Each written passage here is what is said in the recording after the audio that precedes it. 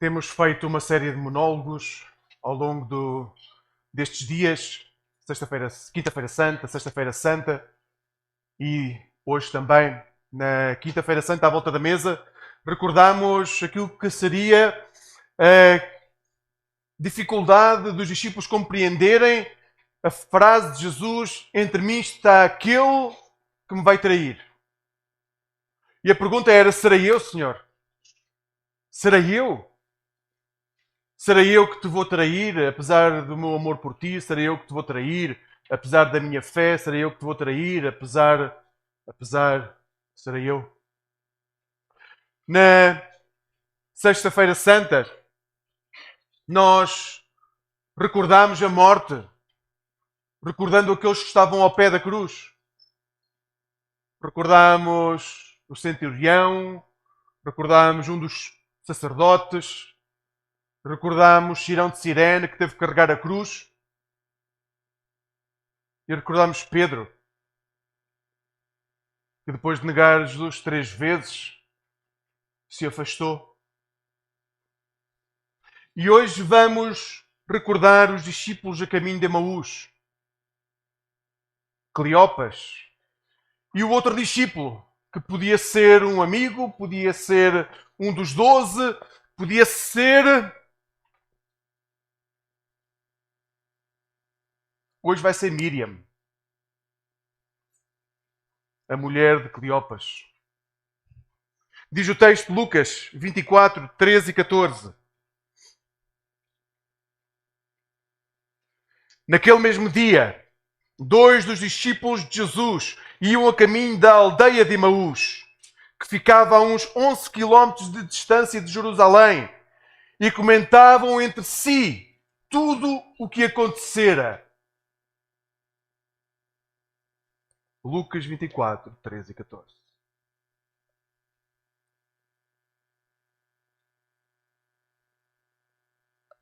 Acabei de ver o pão ser servido para o banquete. Já não como pão há alguns dias, por isso o cheiro a pão é algo que me fascina.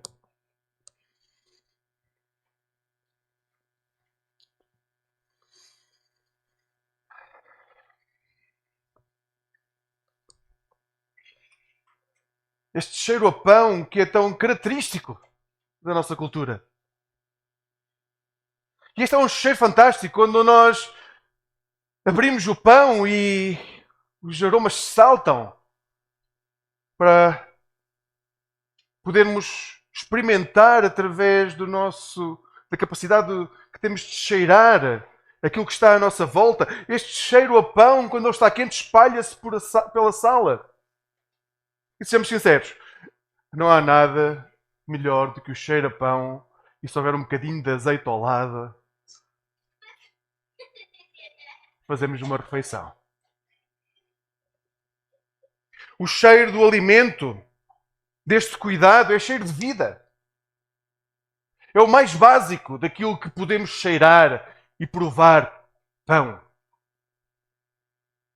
Sempre gostei desta parte do meu trabalho. Sabem, eu gosto de fazer o pão e de levá-lo à mesa e de servi-lo, e quando ainda está quente, poder partilhá-lo com aqueles que estão à minha volta. Mas hoje, de uma forma especial, este cheiro traz alegria, muita alegria ao meu coração. Ao lembrar-me que naquele dia estava na estrada com Jesus. Deixem-me-vos contar. Começou com um dia cheio de confusão. Na realidade foram 3 dias cheios de confusão. Miriam, a minha mulher, e eu estávamos em Jerusalém para celebrar a festa da Páscoa. E surgiu uma notícia estrondosa. Aliás, é melhor dizer uma notícia terrível. E espalhou-se como um fogo violento que arrastou tudo à sua volta e só deixou terra queimada. Poucas horas depois soubemos que Jesus de Nazaré, a quem reconhecíamos como profeta e Messias, tinha sido morto numa cruz. Ouvimos como os nossos líderes, os seus discípulos mais chegados, o entregaram na mão dos romanos. à morte. Sangrar até à morte. De alguma forma, esperávamos que aquele que andou na Galileia de forma livre, como um pássaro a voar, nos conduzisse para a liberdade. Era isso o nosso desejo, nós queríamos ser livres.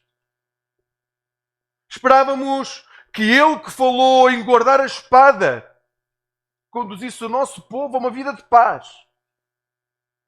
Esperávamos que ele que curou doenças e enfermidades conduzisse o nosso povo a uma vida plena. Nos conduzisse a nós, seus discípulos, a mim e à minha família, a uma vida plena.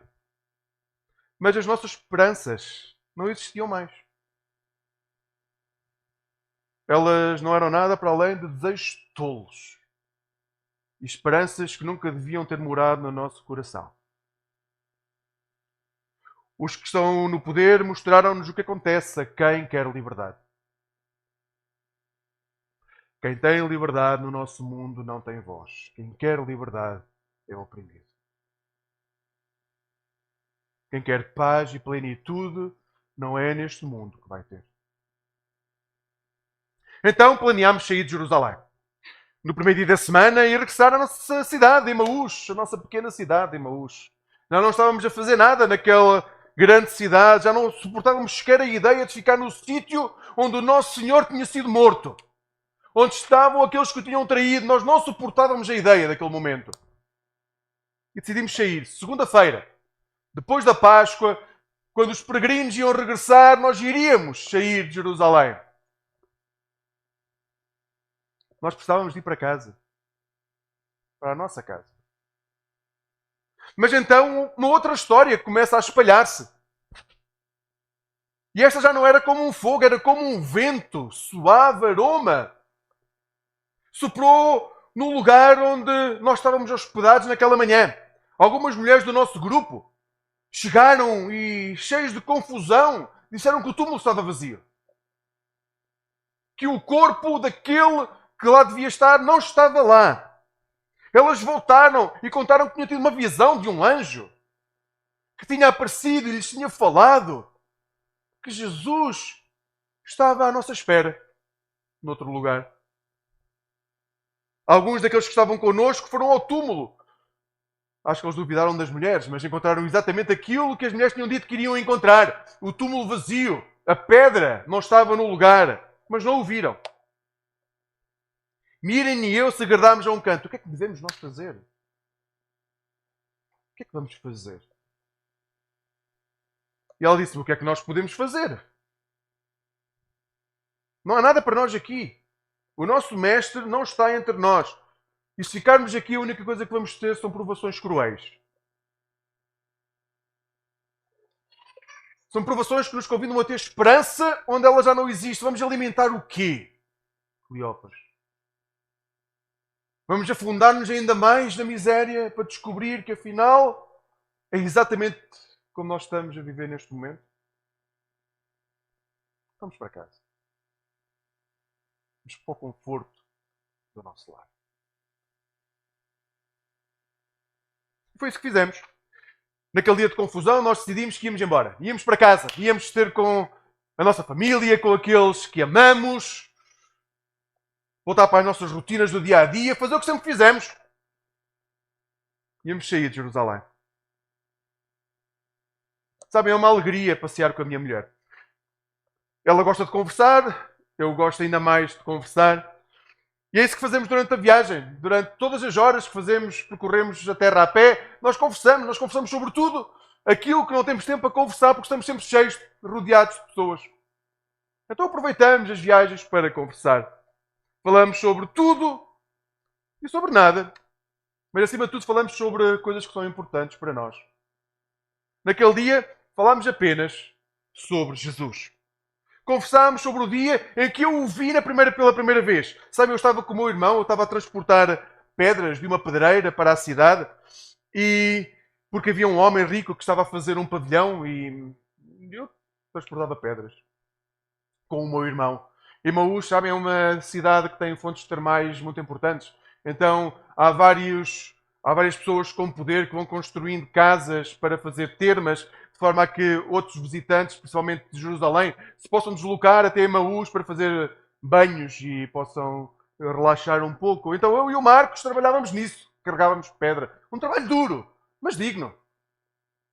Eu e o Marcos carregávamos pedra e quando estávamos a carregar as pedras, nós vimos um homem sentado à beira de um poço, rodeado por pessoas que se acotovelavam para o ver e nós achámos aquilo estranho. Não é normal haver pessoas a acotovelarem-se para ouvir falar alguém. Quando nós também nos aproximamos, ouvimos então contar uma história extraordinária. Uma história sobre um samaritano que estava à beira da estrada e houve alguns judeus que estavam a aproximar e em vez de o ajudar, não faziam nada. E este homem que estava à beira da estrada sofria, tinha sido maltratado. Nós apanhámos só a parte final da história. Era um homem que tinha sido assaltado, mas entretanto passaram alguns judeus que não o ajudaram. E depois Jesus diz uma coisa extraordinária: diz que vem um samaritano e o ajuda. Não, vocês não querem imaginar o choque que foi para todos nós que ali estávamos. Um samaritano a ajudar um judeu. Marcos mundugou logo entre dentes qualquer coisa que eu nem entendi, mas não deve ter sido nada de bom, porque ele virou as costas e foi embora. Conhecendo o Marcos, consigo compreender ou imaginar o que é que ele estaria a dizer entre dentes. Mas eu, quando cheguei a casa e à noite falava com Miriam, perguntei: será que é possível? É possível que nem todos os samaritanos sejam maus? É possível que nem todos os samaritanos sejam ímpios? É possível que haja salvação para aquelas pessoas? É que sabes, Miriam, nunca realmente pensei nisso. Que a salvação pode ir para lá daquilo que é o nosso alcance de coração. No dia seguinte, imaginem o que é que eu fiz. Peguei na Miriam e lá fomos ter à procura do homem que estava sentado. Chamava-se Jesus. Jesus. Ela não queria ir. Mas eu acho que fui insistente o suficiente. Eu consigo ser um chato quando quer. Aí ela lá foi. Eu disse a Miriam que aquele homem vinha de Nazaré e que não era apenas um professor. Ele não era um professor, ele também curava. Ele curava as pessoas que iam ter com ele. E enquanto eu quase que arrastava, aquilo, a cena, deviam ter visto, eu quase que arrastava a Miriam pela estrada, pela cidade. Mas ela lá foi. E eu a puxar. E ela não queria ir. E eu a puxar. E na altura em que eu estava quase a chegar, o meu rosto começou a encher-se de vergonha. Eu sabia que eu estava a lugar àquele homem não para que ela o escutasse, mas para que ele a curasse. Estávamos casados há mais de 3 anos e ainda não tínhamos tido um filho. Os nossos amigos começavam a olhar para nós com aquele olhar de quem mistura pena, compaixão, e aquele olhar diz: algum pecado vocês fizeram para que ainda Deus não vos tivesse abençoado com uma criança. Era terrível aquilo que vivíamos. A verdade é que nós sempre achámos que era ela que estava estéril. E isso fazia com que naquela sociedade Miriam não tivesse valor. Porque uma mulher que não gera filhos é inútil. Mas não para mim. Não para mim. Miriam tinha um valor incalculável para mim. Confesso que muitas vezes quis que Miriam fosse curada. Mas hoje consigo perceber que isso a magoava a ela mais do que a mim. Quando chegámos, houve uma grande comoção. A multidão estava reunida em torno de daquele homem, Jesus, mas estava alguém também a gritar, uma confusão que vocês não imaginam. No centro de tudo, um homem estava sentado aos pés de Jesus, e estava a conversar baixinho com ele. Mas quando nos aproximámos o suficiente para ver quem era aquele homem, tomámos um choque, era Jacó. O primo de Miriam. O primo de Miriam estava aos pés de Jesus, a falar com ele. Ele era incapaz de falar. Estava a ser curado. Ele que nunca tinha dito uma palavra na vida, ele estava a ser curado por Jesus.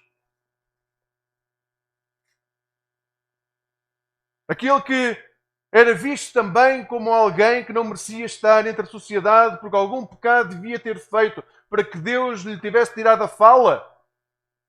Estava a falar. Já não era um desgraçado. Já não era um mendigo. Já não era um pedinte. Era alguém salvo pela graça. Então disse a Miriam: de que mais provas nós precisamos? Este homem, ele é o Messias. É ele que vem para salvar o povo. O nosso povo. Ele é o Salvador. Eu não entendo tudo o que ele diz, mas uma coisa sou certo: dele sai poder. Dele sai poder. E naquele dia nós tornámos seguidores de Jesus. Bem, nós não fomos como os 12. Nós não saímos de casa, não podíamos sair, não podíamos largar tudo. Não havia forma de o fazer. Nós permanecíamos em casa e sempre que ele estava a 1 ou 2 dias de viagem, nós largávamos o que estávamos a fazer e íamos ter com ele. E aproveitávamos para o ouvir, para estar perto dele. Nós, na realidade, tornámos seguidores, porque queríamos imenso estar com ele. Então conversámos sobre todas as coisas enquanto caminhávamos em direção a casa. Tudo isto estava na nossa mente. Estávamos a sair de Jerusalém e todas estas memórias estavam a encher a nossa mente. E enquanto caminhávamos, enquanto conversávamos, alguém se juntou a nós. Sabe, isto não é propriamente incomum. Os peregrinos, depois da festa da Páscoa, largam a cidade e vão de regresso a casa e preferem caminhar uns com os outros para não serem assaltados por caminhos difíceis do que caminhar sozinhos. Então, este peregrino juntou-se a nós. Quando eu e Miriam fizemos uma pausa na conversa, o Eusténio perguntou o que é que estávamos nós a conversar. Quando ouvi a sua voz, pareceu-me que havia alguma coisa familiar, mas a verdade é que não liguei muito. Sabem que estou um pouco distraído com estas coisas.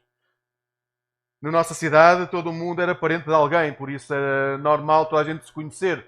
Toda a gente é primo de toda a gente nesta terra. E Miriam perguntou-lhe, incrédula, como é que ele não sabia aquilo que tinha acontecido com Jesus. Como é que ele não sabia aquilo que tinha acontecido com Jesus, aquele que tinha sido enviado por Deus, o profeta, o grande profeta. O que nos chamou a atenção foi que ele disse, não, que na realidade ele sabia, e sabia tudo, realmente tudo, aquilo que tinha acontecido. Ele começou a contar-nos como era necessário que o Messias viesse, sofresse, porque pelo seu sofrimento a glória de Deus seria revelada. Ele explicou que o Messias tinha sido perdido pelos profetas. Ele lembrou-nos as palavras de Isaías que diziam: ele levou verdadeiramente as nossas enfermidades e carregou os nossos sofrimentos. Ele foi ferido pelas nossas transgressões e esmagado pelas nossas culpas. Pelas suas feridas nós fomos sarados. Ele recordou-nos tudo aquilo que estava nas Sagradas Escrituras e disse-nos que Deus venceu a morte e que o Messias está vivo. E era isto exatamente que as mulheres tinham dito. Que Jesus estava vivo. Ficámos em silêncio. Mas os nossos corações começaram a arder, porque a esperança, afinal, não estava morta. Algo que só compreenderíamos muito mais tarde estava a germinar naquele momento. Mas era como se tivéssemos andado no meio de neblina, sem ver um palmo à frente do nariz, na miséria, tristeza e esperanças a abandonar-nos.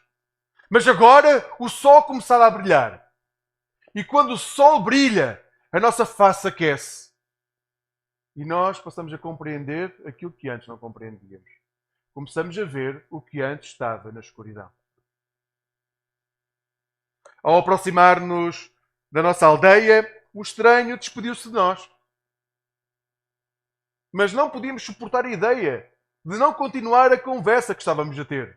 Nós não queríamos terminar a bênção que estávamos a receber de alguém nos encher o coração com esperança. Então perguntei, na verdade implorei-lhe que ele ficasse connosco. Já era tarde, ele podia ficar connosco aquela noite e depois seguir a viagem no dia a seguir. E ele entrou na nossa casa. Tudo o que seguiu então soou muito familiar. Corri até a casa da minha irmã, estava a acabar de fazer pão, trouxe um pão, mas sabem, quando entrei na casa, sai aquele cheiro a pão que se espalha por o quarto. Na realidade, a minha irmã e a família viviam numa só divisão. Então, quando o pão acabava-se de fazer, o cheiro espalhava-se por aquele lugar e enchia o espaço. Eu fui buscar o pão, corri para casa. A minha irmã tinha acabado de o fazer, a família estavam a comer e eu pego no pão, vou para a minha casa. Enquanto eu levava, sabem, o pão acabado de fazer, queimar as mãos. Era assim que estava, a queimar-me as mãos, de tanto cuidado que tinha sido colocado para que aquele pão pudesse estar à nossa mesa. Às vezes penso que damos muito pouco valor ao alimento que comemos e já só o fazemos por uma necessidade fisiológica e deixamos de sentir o calor do pão nas mãos. A bênção de alguém ter perdido tempo ou investido tempo para alimentar-nos. Então, quando cheguei a casa, esse estranho partiu o pão e deu o pão para mim e Miriam. E este foi o momento em que vimos. Amigos, este foi o momento em que vimos. Foi então que o nevoeiro desapareceu totalmente diante de nós. Foi então que finalmente entendemos que Jesus estava conosco. Ele tinha feito o caminho conosco. Ele tinha trazido a palavra e a esperança de novo à nossa vida. Foi quando o conhecemos, quando ele partiu o pão e o partilhou conosco. Foi então que entendemos que todo o caminho, toda a estrada tinha sido feita na presença de Jesus. Quando peguei o pão da sua mão, ele olhou nos meus olhos e eu soube que estava curado. Mas não da maneira que eu queria ser curado quando desejava cura para a Miriam. Continuamos sem filhos. Mas eu sabia que naquele momento o nosso valor não dependia de sermos capazes de gerar um filho. Eu sabia que era amado pelo meu Messias e pelo meu Deus. E foi assim que fomos curados. Consegues sentir o cheiro do pão? Daqui a pouco já vais sentir. Quando o tiveres na mão, sente o cheiro antes de o comer. Cada vez que coloco os pães no forno, eu lembro-me do caminho feito até ao momento. Eu lembro-me da mesa partilhada e de quem é o Senhor da mesa e de quem é que dá vida e de quem é que me acompanha na jornada.